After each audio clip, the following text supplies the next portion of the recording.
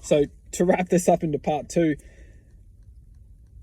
we don't actually, happiness is something completely different from what we believe happiness is, because happiness is really contentment, yet we feeling is different to happiness. Feeling can be 1 minute you're feeling something, the next minute you're not. And this is the truth of happiness. 1 minute you're feeling something because you just ate all this junk food and you're stimulated on McDonald's, or you're even stimulated on drugs, sex, alcohol. Then the next minute you're not feeling anything because you're not feeling it. You're not feeling it. Happiness itself is something not feeling. Happiness is truth. Happiness is existence to a certain vibration. So when we're connected to happiness, we're resonating within that truth vibration.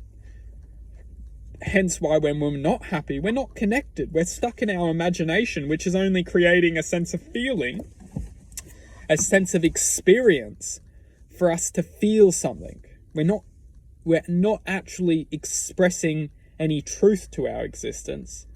We're just feeling truth of existence. And feeling truth of existence is just natural. We're naturally here. We're naturally evolving to this imagination, which we call planet Earth. So it will always have some truth to it. But what's very important to comprehend here is that we must acknowledge that true happiness is contentment. It's contentment. Contentment comes within many forms, but the form of which is so important to comprehend is that the feeling of true happiness does not come from anything desirable. It doesn't come from anything that the world that we look out for can tell us that we're going to find this happiness. It comes from a level of truth. And this truth comes from comprehending that we all must experience our lives within existence of patience. We must learn to be patient.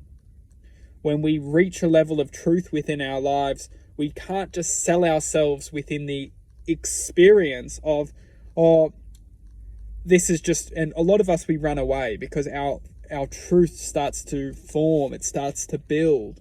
And this truth is emotional. It's energy in motion. It's a lot of the time it's pain, it's hurt, it's suffering, it's hard, and we don't like this. It accumulates. This is what it's teaching us. It's learning it trying to teach us to be patient, because what's happening is we're actually building and using this state of existence, this frequency, as pressure. It's emotional pressure. And what we're doing is we're learning to handle this pressure. And this pressure, or this emotional pressure, is actually teaching us something very, very important. And patience is essentially learning to be patient and handling this pressure and not running away from it. Because all which is happening is we're telling us that it's going to be better somewhere else, or that we can get away from this pressure.